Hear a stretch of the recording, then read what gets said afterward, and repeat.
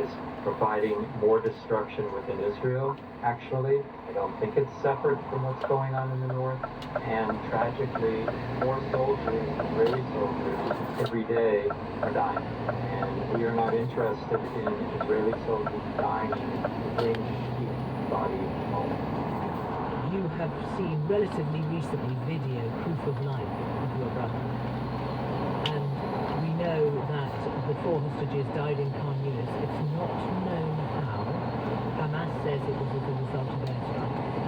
You must be constantly fearful of his childhood. To be perfectly honest, every time an airplane or a helicopter goes over, I think every time I hear or see my thoughts to the other hostages, they are in war crime. And yes, I am terrified day in and day out. That video clip will come out. If it was in real time, a month has gone by, it's close to a month has gone by. So a sign of life a month ago is someone who is a hostage in Gaza. We don't know exactly where, but we do know that there is violence all through Gaza. That is good. Lee Siegel talking to me about his brother Keith. Coming up on the programme, Jim Knockley starts his election journey for us. Today is looking at the liberal tradition of North Devon.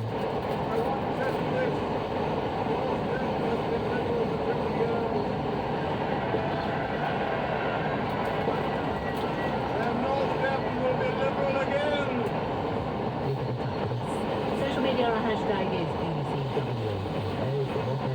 Our email address, world@1.bbc.co.uk.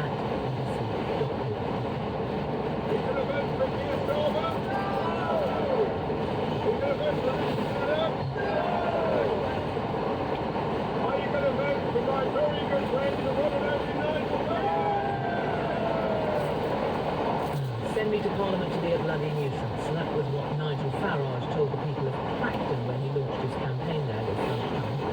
Some Conservative candidates think he is already being that.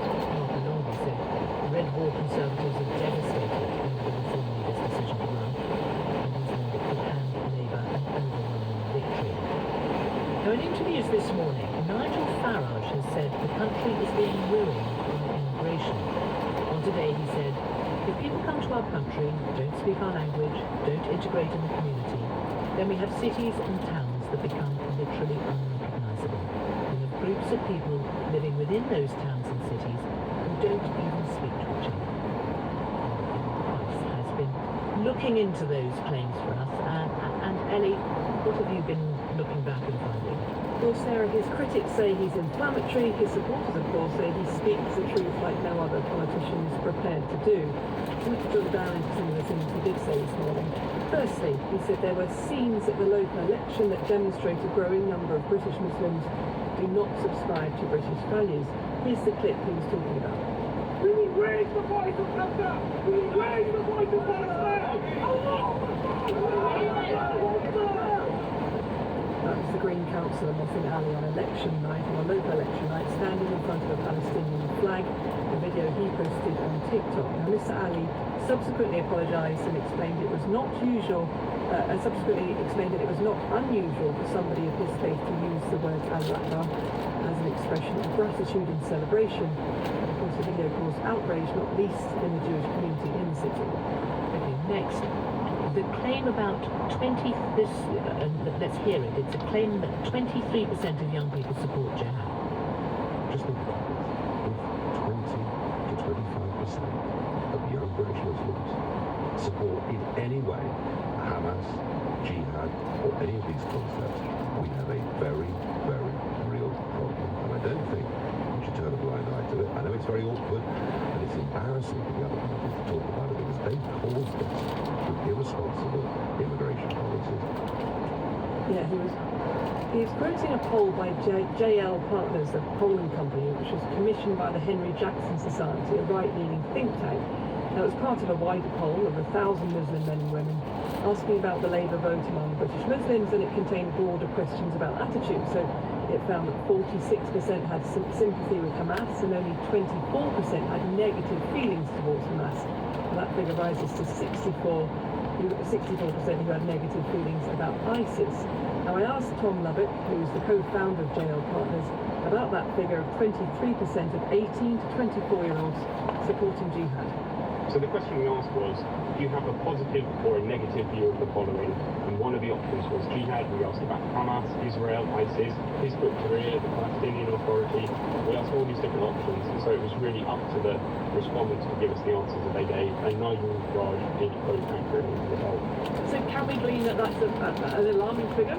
I think a lot of findings in here are alarming if you're a member of the kind of elite in the UK and you think that all British people think alike about these things, that there's a total blanket kind of condemnation of Hamas and jihad, and this poll shows that actually there are significant numbers of people who live in the UK who do not feel the same way as the general public as a whole. Now, of course, there are different meanings to jihad, but the question that was put was, do you support jihad? And of course, I should add, there are the usual caveats of any poll. They are a snapshot of opinion rather than a forecast of behaviour. In this case, 1,000 people are asked, I think it's just over 400 young people. Finally said there were parts of Oldham where no one speaks English. He was quoting from newspaper articles, and of course there have been plenty of academic studies and government commission reports on the issue of multiculturalism in Oldham, following of course those riots in the town in 2001, and there was an Oldham Council report in 2011 which found geographical segregation, particularly between white and Pakistani and white and Bangladeshi, was exceptionally high and showing little sign of improvement. My colleague Rowan Bridge spoke to Councillor Abdul Wahid in Oldham. If people come to our country, don't speak our language, don't integrate in the community, then we have cities and towns that become literally unrecognisable. We have groups of people living within those towns and cities who don't even speak to each other. And frankly, Where do people it's speak to in. each other? I could take you to streets in Oldham right now when no one speaks English. That obviously was Nigel Farage this morning speaking to Michelle. There is another clip of, I think, of Rowan Bridge speaking to Councillor Abdul Wahid in Oldham. Nigel Farage, I see him as sensationalising an issue which isn't really there. I come from an immigrant household. There have been issues in the past where there has been tension between communities because of the lack of integration. This isn't the case anymore in Oldham. We've made massive leaps. Yes, there's areas that are more predominantly Muslim and areas that are more predominantly white. That's without saying. However, it's not the case that it's not integrated anymore. But you said there are areas of this town which are predominantly Asian heritage, Muslim heritage. If I went to those, do you think I could find a street where nobody spoke English? Absolutely not. From his comments, I think he's lying. I think he's just saying these things just to sensationalize an issue. Obviously, there are some people that just haven't picked up the language, you know, the elder people. But to turn around and allege that there are streets and streets of people that just don't speak English is absolutely ridiculous. So obviously immigration is going to be a central issue of this election, and of course the implications for multiculturalism. I think the arrival of Nigel Farage right back at the centre stage will almost certainly keep those issues at centre stage, whether the other parties want to talk about it or not. Ellie, thanks very much.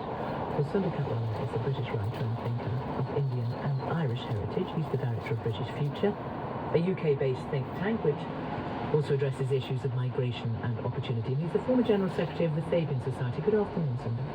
Good afternoon.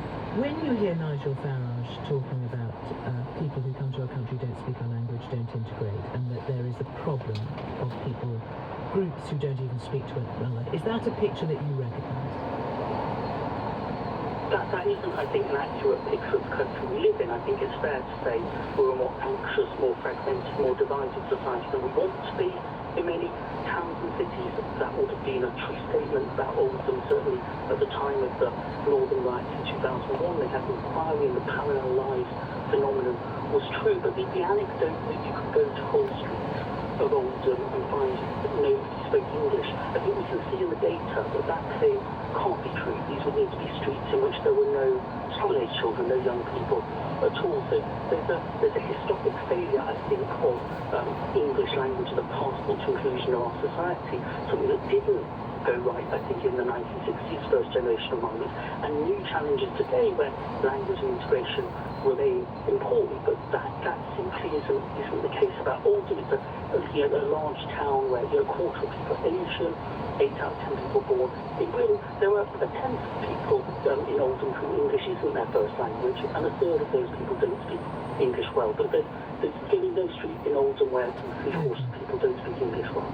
Okay, so it's on language a better picture, although still some challenges, you say. There is on attitudes. There are, of course, very different attitudes. Is that more of a challenge? I think attitudes are a challenge, and what we see across the country is a big shift across the generations in the way people think about these things, and that's a positive story actually, that the younger generation have much closer relationships between groups than their parents and grandparents. For example, in Oldham, they segregated the schools, which had become, segregated mono-ethnic schools, and tried to put them together and worked on that. That creates a generation divide. And so the story Nigel Farage is telling about change has been too fast, we're not telling people to speak English, and so many people would agree with those principles and say we need to get on with that. But also, he's probably playing to an audience on the Essex coast about what's going on in the northern mill towns more than he's trying to engage with those places themselves and what the solutions might be for integration and contact. We need to spread the contact more up the generations, having achieved it more in the younger generation. Okay, but that idea that only 1 in 4, and this is quoting from the same poll that he used, Jail Partners, commissioned by Henry Jackson Society, which is a right-wing think tank, only 1 in 4 British Muslims believe Hamas committed murder and rape on October the 7th. That's not just young people. There is a very clear divide there. Oh, there's a big issue, I think, about people's views. Palestine, one of the things that struck me about that poll was that where the attitudes were very, very tough on something like ISIS, they were much more ambivalent about Hamas. So I think we need to educate people about what Hamas is, what Hamas did, and so on, and get those boundaries right. People have very strong views about Israel's foreign policy, but they shouldn't be believing myths or conspiracies about what happened in October the 7th. It's perfectly possible for 2 tragic things to have happened at the same time in the Middle East, and therefore, we must leave it there, but thank you very much. India's Prime Minister Narendra Modi and his BJP party are expected to win a full majority, but it's not the landslide that was predicted by exit polls or by the party itself. The BBC's South Asia correspondent Yogita Limaye visited the headquarters of the ruling BJP as well as the main opposition, the Indian National Congress, to gauge the mood as the results continue to come in. At the headquarters of the ruling BJP,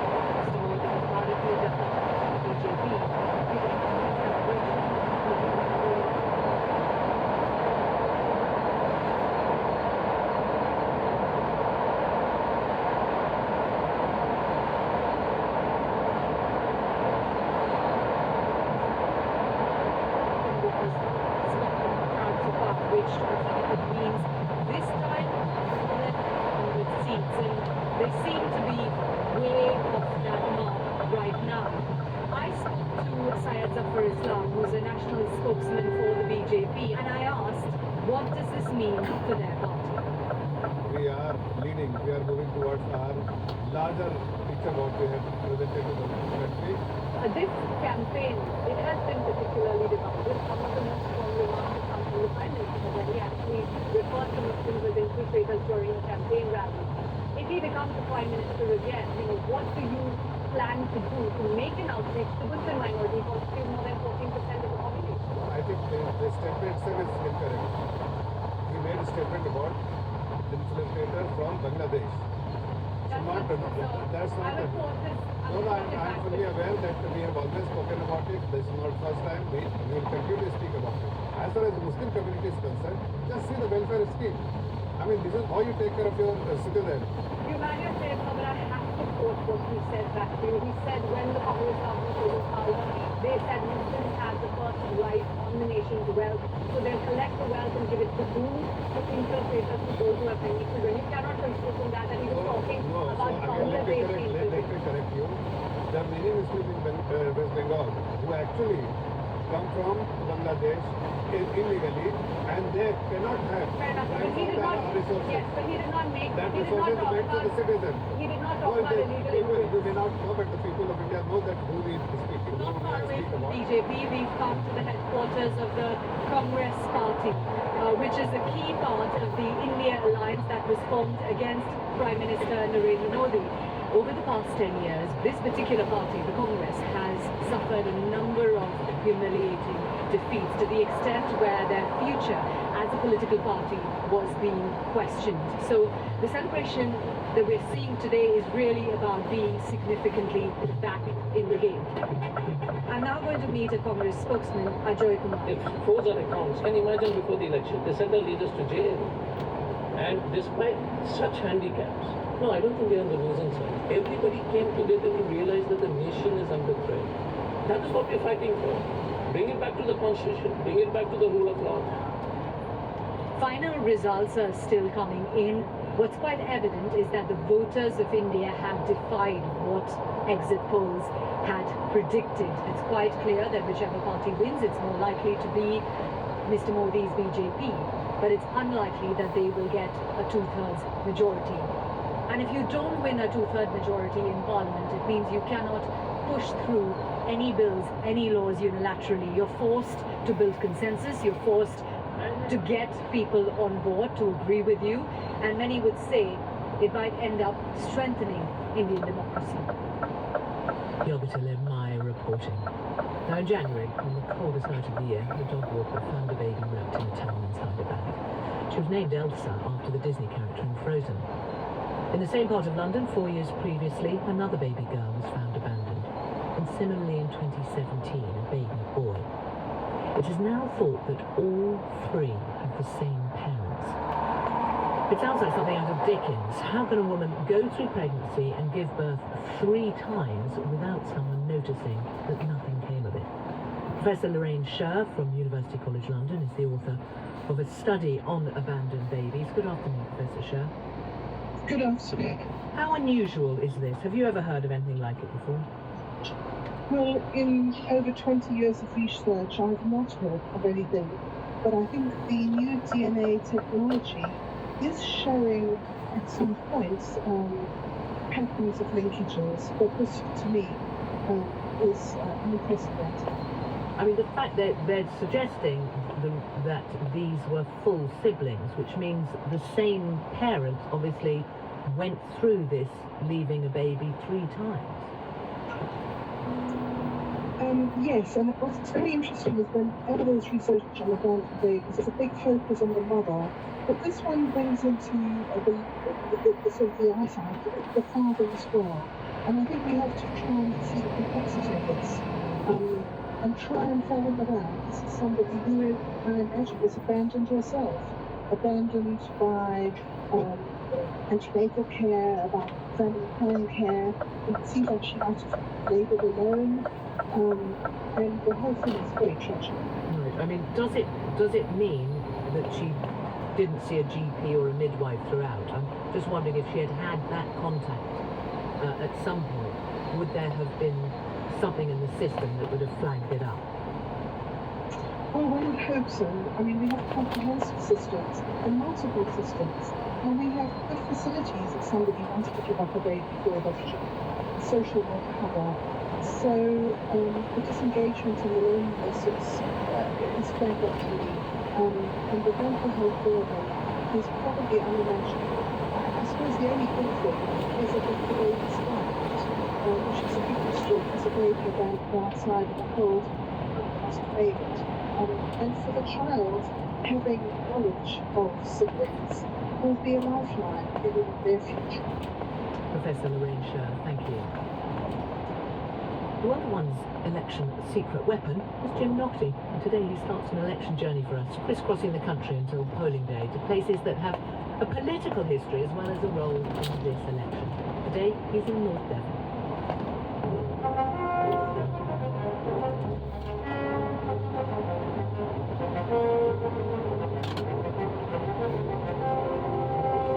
Start at the extremity, against the background of a West Country dawn chorus.